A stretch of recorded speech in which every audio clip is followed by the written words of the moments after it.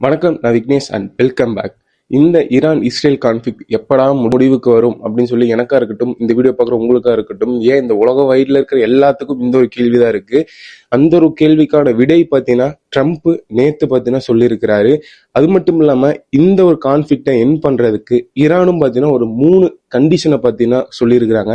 இந்த கண்டிஷனை அமெரிக்கா நீங்க ஃபாலோ பண்ணீங்கன்னா இந்த வாருக்கு முடிய வர்றதுக்கு நாங்களும் ஒரு கான்ட்ரிபியூட் பண்ணுவோம் அப்படின்னு சொல்லி ஈரான் சைட்ல இருந்து நேத்து சொல்லியிருக்கிறாங்க. அது மட்டும் இல்லாம ஈரான் சைட்ல இருந்து இந்தியாவுக்கு பார்த்தீங்கன்னா ஒரு குட் நியூஸ், ஒரு பேட் நியூஸ் பார்த்தீங்கன்னா கொடுத்திருக்காங்க. அது என்னென்ன, அது மட்டும் இல்லாம இந்த வீடியோ நம்ம என்ன பார்க்க போறோம், எப்போ இந்த கான்ஃபிளிக்ட் எண்ட் ஆகும் அப்படின்னு சொல்லி சொல்றாங்க. இப்போ நம்ம எல்பிஜி அது மட்டும் இல்லாம பெட்ரோல் டீசல் எந்த அளவுக்கு ஷார்டேஜா இருக்குதா இல்லையா அப்படிங்கிறது இந்த வீடியோ பார்த்தா உங்களுக்கு தெரியும். மறக்காம கீழே இருக்கிற சப்ஸ்கிரைப் பட்டனை சப்ஸ்கிரைப் பண்ணிட்டீங்கன்னா நான் இந்த மாதிரி போற வீடியோலாம் உங்களுக்கு டெய்லியும் வந்து சேரும். நீங்களும் பார்த்தீங்கன்னா ஃப்ரீயா பார்க்கலாம். ஃபர்ஸ்ட் விஷயம் நம்ம என்ன பார்க்கலாம்னு பார்த்தீங்கன்னா இந்த எல்பிஜி ஷார்டேஜ். இந்த எல்பிஜி ஷார்டேஜ் நான் ஆல்ரெடி 2 வீடியோ கிட்ட போட்டேன். நிறைய பேர் பார்த்தீங்கன்னா இன்னுமே பார்த்தீங்கன்னா பேனிக் ஆறாங்க. இப்போ மத்திய பிரதேஷ்ல இருக்கிற ஒரு டிஸ்ட்ரிக்ட்ல அவங்க மொத்தம் 38 எல்பிஜி பார்த்தீங்கன்னா பிளாக் மார்க்கெட்ல பார்த்தீங்கன்னா செல் பண்ணியிருக்காங்க. 38 எல்பிஜியும் பார்த்தீங்கன்னா பிளாக் மார்க்கெட்ல விற்கிறத பார்த்துட்டு அங்க இருக்கிற போலீஸ் பார்த்தீங்கன்னா அவங்களை பிடிச்சிருக்காங்க. அது மட்டும் இல்லாம இந்தியாவில் நிறைய சைட்ல இருக்கிற நிறைய ஹோட்டல்ஸ் பார்த்தீங்கன்னா மூடிட்டாங்க. ஏன் நம்ம தமிழ்நாட்டிலேயே பார்த்தீங்கன்னா இப்போ thousands ஆஃப் ஹோட்டல் பார்த்தீங்கன்னா க்ளோஸ். இன்னும் சில பல பெரிய பெரிய ஹோட்டல்ல என்ன பண்றாங்கன்னா, நான் போன வீடியோல சொன்ன மாதிரி இந்த எல்பிஜிக்கு பதிலாக இப்போ ஃபயர்வுட்டுக்கு எல்லாம் மாறிட்டாங்க. எல்லாம் பார்த்தீங்கன்னா கட்டை நெருப்பையும் போட்டு எரிச்சு அவங்களும் பார்த்தீங்கன்னா குக் பண்ணி எல்லாத்துக்கும் கொடுத்துட்டு இருக்காங்க. அவங்க சைட்ல இருந்து என்ன சொல்றாங்கன்னா, எல்லா ஹோட்டல்ஸும் மூடிட்டா அப்ப நாங்க எப்படி டெலிவரி கொடுக்கறவங்களுக்கா இருக்கட்டும் இல்ல பொதுமக்களுக்கே இருக்கட்டும் நம்ம எப்படி கொடுக்கறது அப்படின்னு சொல்லி அவங்களும் அவங்களோட தரப்பு வாதத்தை ஒரு சைடு சொல்றாங்க. இந்த பக்கம் பாத்தீங்கன்னா டெலிவரி பார்ட்னர்ஸ் அவங்க என்னங்கிறாங்க, எங்களுக்கு பாத்தீங்கன்னா வேலை இல்லைங்க, எங்களுக்கு நீங்க ஒரு காம்பன்சேட்டா ஒரு 10,000 ரூபாய் கொடுங்க அப்படின்னு சொல்லி அவங்களோட ஸ்விக்கி ஜொமேட்டோ இந்த மாதிரி அவங்களோட ஹெட் ஆபீஸ் சைடு போய் இருக்கிறதா இருக்கட்டும்.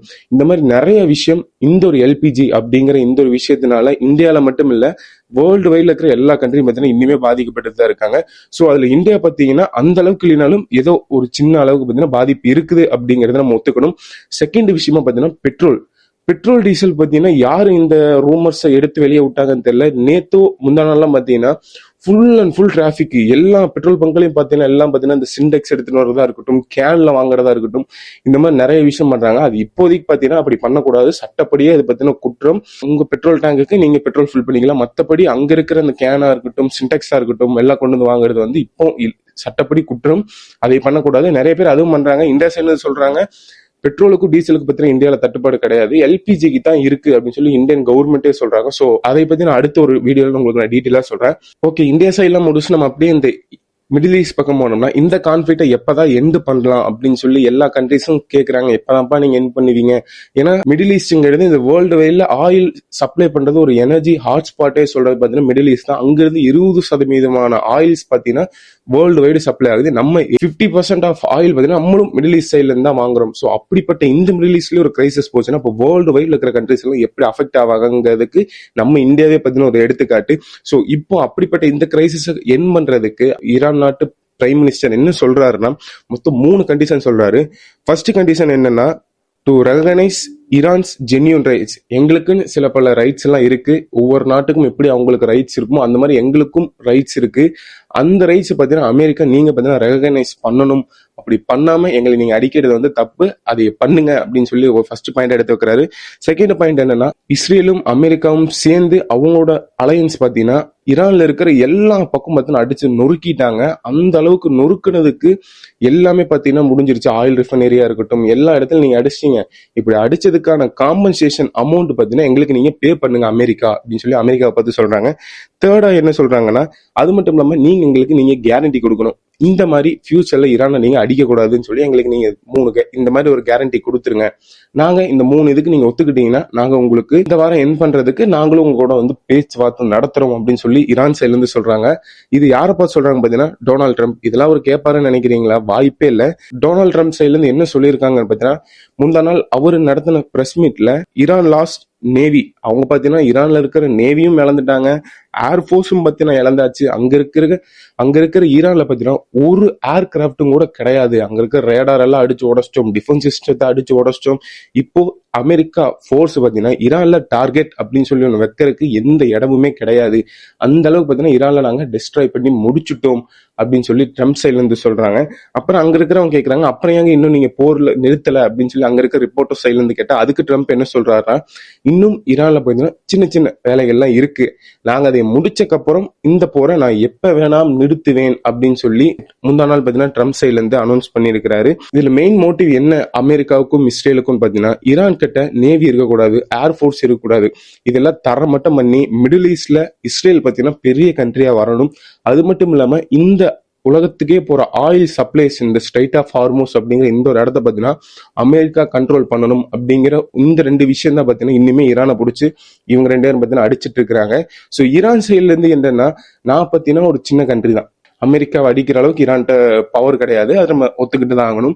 ஸோ அப்படிப்பட்ட இந்த ஈரான் அதுக்கு என்ன பண்றாங்கன்னா, அங்க இருக்கிற இந்த ஸ்ட்ரெயிட் ஆஃப் ஹார்மோஸ்ங்கிற ஜஸ்ட் இந்த 31 கிலோமீட்டர் கொண்ட இந்த ஒரு வளைவு பார்த்தீங்கன்னா அவங்க ஒரு கீ பாயிண்டா எடுத்துக்கிட்டு, இந்த வழியா நீங்க கப்பல் போனாதான்டா மற்ற நாட்டுக்கெல்லாம் எனர்ஜி போய் சேரும், இதை நாங்களே தடுத்து நிறுத்திட்டா நீங்க எப்படி எனர்ஜி இது பண்ணுவீங்க அப்படின்னு சொல்லி இந்த கப்பல்ஸ் எல்லாம் பாத்தீங்கன்னா அங்க இருக்கிற ஸ்ட்ரெயிட் ஆஃப் ஹார்மோஸ்ல தடுத்து நிறுத்தி இருக்கிறாங்க. அது மட்டும் இல்லாம இந்த ஸ்ட்ரெயிட் ஆஃப் ஹார்மோஸ்ல மொத்தம் எத்தனை கப்பல் ஈரான்னால அடிக்கப்பட்டிருக்குதுன்னு கேட்டீங்கன்னா, மொத்தம் 13 கப்பல் பாத்தீங்கன்னா அடிக்கப்பட்டிருக்குது. ஆனாலும் இந்த கப்பல் எல்லாம் ஈரான்னாலதான் அடிக்கப்பட்டதுன்னு சொல்லி இன்னுமே பாத்தீங்கன்னா உறுதியை பாத்தீங்கன்னா யாருனாலும் சொல்ல முடியாது. ஏன்னா ஈரான் தான் சொல்லியிருக்காங்க, இந்த சைடு யாராச்சும் போனீங்கன்னா நாங்க அடிப்போம்னு சொல்லியிருக்காங்க. அதன் ரீதியாகத்தான் இந்த 13 கப்பலும் ஈரானால அடிக்கப்பட்டிருக்கலாம் அப்படின்னு சொல்லி நிறைய போட்டோஸும் நிறைய மீடியாக்களும் இன்னி வரைக்கும் சொல்லிட்டு இருக்காங்க. இதுல இருந்து நம்ம இந்தியாவுக்கு வர்ற ஒரு கப்பலை பாத்தீங்கன்னா மயூரா நாரே அப்படிங்கிற இந்த தாய்லாந்து ஷிப்பை பாத்தீங்கன்னா ஈரான் பாத்தீங்கன்னா அடிச்சிருக்காங்க அப்படின்னு. அதுல மொத்தம் 20 செயலர்ஸ் பாத்தீங்கன்னா தப்பிச்சிட்டாங்க. அங்க நேவி பாத்தீங்கன்னா காப்பாத்திட்டாங்க, ஒமான் நேவி பாத்தீங்கன்னா காப்பாத்திட்டாங்க. மிச்சம் 3 பேர்த்த காணோம்னு சொல்லியிருந்தேன். இன்னைக்கு வந்த நியூஸ் படி அந்த 3 பேர் பாத்தீங்கன்னா இன்ஜின் ரூம்ல இறந்திருக்கிறாங்க அப்படின்னு சொல்லி அபிஷியல் நியூஸ் பாத்தீங்கன்னா வெளியே வந்திருக்குது. இது மட்டும் இல்லாம ஈரான் நேத்து நான் ஒரு வீடியோல சொல்லியிருப்பேன், இந்த யூஎஸ் டேங்கரான சேஃப்சி ஆஃப் விஷ்ணு அப்படிங்கிற இந்த கப்பல்ல மொத்தம் 16 இந்தியன் க்ரூ மெம்பர்ஸ் இருந்திருக்கிறாங்க. அதுல 15 க்ரூ மெம்பர்ஸ் பாத்தீங்கன்னா தப்பிச்சிட்டாங்க, காப்பாத்திட்டாங்க. ஒரே ஒரு க்ரூ மெம்பர் பாத்தீங்கன்னா இந்தியன் க்ரூ மெம்பர் நேத்து ஈரான் சூசைட் போட் அட்டாக்னால இறந்திருக்கிறாங்க. இதுக்கு இந்தியா சைட்ல இருந்தும் கண்டம் பாத்தீங்கன்னா நேத்து தெரிவிச்சிருக்காங்க. ஈரான் நேத்து என்ன பண்ணிருக்காங்கன்னா, இந்தியா ஷிப்ஸ் எல்லாம் இந்த ஸ்ட்ரெயிட் ஆஃப் ஹார்மோஸை தாண்டி போகலாம் அப்படின்னு சொல்லி நேத்து ஈரான் பாத்தீங்கன்னா அனுமதி கொடுத்திருக்காங்க. ஸோ ஃபர்ஸ்ட் ஷிப்பா இந்தியாவுக்கு என்ன ஷிப் வந்திருக்குன்னு பாத்தீங்கன்னா ஷூஸ் மேக்ஸ் அப்படிங்கிற இந்த ஒரு ஷிப் ஆயில் டேங்கர்ஸ் பாத்தீங்கன்னா மொத்தம் 1,35,000 மெட்ரிக் டன்ஸ் ஆஃப் ஆயில பாத்தீங்கன்னா எடுத்துட்டு வந்திருக்காங்க. இது எந்த கண்ட்ரில இருந்து எடுத்துட்டு வந்திருக்குன்னு பாத்தீங்கன்னா சவுதியில இருந்து எடுத்துட்டு வந்திருக்குது. இது எங்க துறைமுகத்துல வந்து அடைஞ்சிருக்கு ஆஃப்டர் இந்த கிரைசிஸ்க்கு அப்புறம் ஃபர்ஸ்ட் இந்தியன் கப்பலா வந்திருக்குது இந்த கப்பல். இது எங்க இருக்குன்னு பாத்தீங்கன்னா மும்பைல இருக்கிற ஒரு போர்ட்டான ஜவஹர் தீப் அப்படிங்கிற இந்த ஒரு போர்ட்ல தான் பாத்தீங்கன்னா இந்த ஒரு ஷிப் பாத்தீங்கன்னா வந்திருக்குது. இது மட்டும் இல்லாம இதை ஒட்டி செகண்ட் ஷிப்பா இன்னொரு ஷிப்பும் பாத்தீங்கன்னா வந்துகிட்டு இருக்கு, ஸ்ட்ரெயிட் ஆஃப் ஹார்மோஸை தாண்டிடுச்சு அப்படின்னு சொல்லி இந்தியாவுக்கு பாத்தீங்கன்னா சிக்னல் கொடுத்துருக்காங்க. அந்த ஷிப் நேம் என்னன்னு கேட்டீங்கன்னா புஷ்பேக் அண்ட் பரிமல் அப்படிங்கிற இந்த ஒரு ஷிப்பும் பாத்தீங்கன்னா அடுத்து 48 இருந்து 72 மணி நேரத்துக்குள்ள இந்தியாவில இருக்கிற மும்பை ஆர் கண்டலா அப்படிங்கிற இந்த 2 போர்ட்ல வரலாம் அப்படின்னு சொல்லி யூகிக்கப்படுது. இந்த ஷிப்பும் ஒரு கார்கோ ஷிப் தான். இந்த கார்கோ ஷிப்ல என்ன எடுத்துட்டு வராங்கன்னு பாத்தீங்கன்னா 3 million barrels of crude oil பத்தி இந்த ஷிப்ல இருந்து எடுத்துட்டு வராங்க. இது எங்க இருந்து எடுத்துட்டு வராங்கன்னா Iraq and few middle east கண்ட்ரில இருந்து இந்த ஷிப் பத்தினா கிளம்பி இருக்குது. இது ஒரு நல்ல நியூஸ் தான் பாத்தீங்கன்னா நம்ம ஈரான் சைட்ல இருந்து நம்மளுக்கு இந்தியாவுக்கு பத்தினா வந்திருக்குது. யூகே பிரைம் மினிஸ்டரான ஸ்ட்ராமர் அவர் என்ன சொல்றாருன்னா, ஆமாங்க நாங்க ஈரான் ட்ரோன்ஸ் எல்லாம் பாத்தீங்கன்னா அட்டாக் பண்ணோம், அது உண்மைதான். ஆனா எதுக்காக அட்டாக் பண்ணோம்னா அங்க இருக்கிற பிரிட்டிஷ் பீப்புள், மிடில் ஈஸ்ட்ல பாத்தீங்கன்னா நிறைய பிரிட்டிஷ் பீப்புள் பாத்தீங்கன்னா கஷ்டப்பட்டு இருக்காங்க. அவங்கள யாருங்க காப்பாத்துவா, எங்க பிரிட்டிஷ் பீப்புள் நாங்க தான் காப்பாத்துவோம். அதனால 230 மணி நேரம் அங்க இருக்கிற ஆர்மடு ஃபோர்ஸ் பாத்தீங்கன்னா எங்க ஆர்மி பாத்தீங்கன்னா ஒர்க் பண்ணாங்க. அங்க இருக்கிற நிறைய ஈரான் ட்ரோன்ஸ் நாங்க அடிச்சது உண்மைதான். ஆனா இன்னி வரைக்கும் இந்த வார்ல அமெரிக்கா கூடயோ இல்ல ஈரான் கூடயோ நாங்க வந்து சேர கிடையாது அப்படின்னு சொல்லி யூகேவோட பிரைம் மினிஸ்டரான ஸ்ட்ராமர் அவர் பாத்தீங்கன்னா நேற்று அறிவிச்சிருக்காரு. அது மட்டும் இல்லாம யூஎன் செக்யூரிட்டி கவுன்சில்ல பெஹ்ரைன் பாத்தீங்கன்னா ஒரு கல்ஃப் டிராஃப்ட் ரெசல்யூஷன் அப்படின்னு சொல்லி ஒரு ரெசல்யூஷன் பாத்தீங்கன்னா முன் வச்சிருக்காங்க. இதுக்கு மொத்தம் 135 கண்ட்ரிஸ் பாத்தீங்கன்னா பேக் பண்ணிருக்காங்க. அதாவது ஆமாங்க இவர் சொல்ற கரெக்ட் தான் சொல்லி ஆதரிச்சிருக்கிறது பாத்தீங்கன்னா இந்தியாவும் உட்பட 135 கண்ட்ரி பாத்தீங்கன்னா ஆதரிச்சிருக்காங்க. அது என்ன ரெசல்யூஷன்னா, இந்த ஈரானுக்கும் இஸ்ரேல் யூஎஸ்க்கும் பாத்தீங்கன்னா சண்டை. இதுல ஏங்க பெஹ்ரைனை பிடிச்சி நீங்க அடிக்கிறீங்க அப்படின்னு சொல்லி பெஹ்ரைனுக்கு ரொம்ப ரொம்ப மோசமான அடி பார்த்தீங்கன்னா ஈரான் கொடுத்துருக்கு. மிடில் ஈஸ்ட்லயே ரொம்ப அது எதுக்குமே வர கிடையாது பெஹ்ரைன், ஆனாலும் பார்த்தீங்கன்னா பிடிச்சி அடிச்சிருக்காங்க. ஏன்னா அங்க பார்த்தீங்கன்னா அமெரிக்கா பேஸ் இருக்குன்னு சொல்லி இந்த ஒரு ரீசன்னால பெஹ்ரைனை பிடிச்சி அடிச்சிருக்காங்க. இதுக்கு பெஹ்ரைன் கண்டம் வைக்கிற வழியா அங்க பார்த்தீங்கன்னா இந்த ரெசல்யூஷனை முன் வச்சிருக்காங்க. இதுக்கு ஆதரவா அங்க இருக்கிற 135 கண்ட்ரி இந்தியா உட்பட இதுக்கு ஆமாங்க கரெக்டுங்க சொல்லி ஓட் பண்ணியிருக்காங்க. இதுல மெயினா நம்ம பார்க்க வேண்டிய விஷயம் என்னன்னா ரஷ்யாவும் சைனாவும் பார்த்தீங்கன்னா இதுக்கு ஓட்டை பார்த்தீங்கன்னா புறக்கணிச்சிட்டாங்க.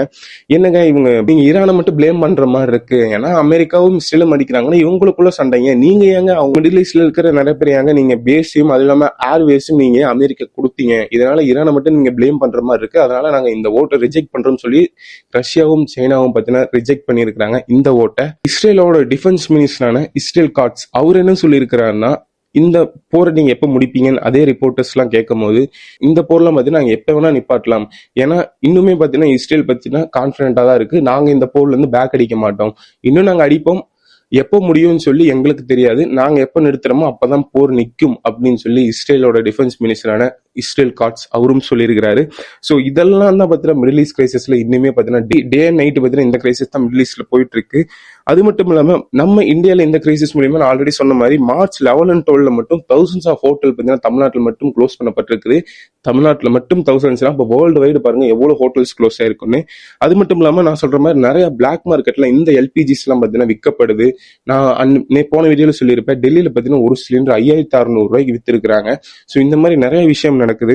அது மட்டும் இல்லாம தமிழ்நாட்டில் பார்த்தீங்கன்னா பெட்ரோல் பேனிக், பெட்ரோலும் டீசலும் கிடைக்காது அப்படின்னு சொல்லி நிறைய பேர் பார்த்தீங்கன்னா பெட்ரோல் பங்க்ல முந்தி அடிச்சுட்டு போறதா இருக்கட்டும், இந்த மாதிரி நிறைய விஷயம் பார்த்தீங்கன்னா தமிழ்நாட்டில் ஒரு 2 நாளா பார்த்தீங்கன்னா நடந்துகிட்டு இருக்கு. பெட்ரோல் டீசலை பத்தி நாளைக்கு நான் ஒரு வீடியோ உங்களுக்கு கொண்டு வந்து சேர்க்கிறேன். Until then bye from Vignesh. அடுத்த ஒரு நல்ல வீடியோ உங்களுக்கு சந்திக்கிறேன். பாய்.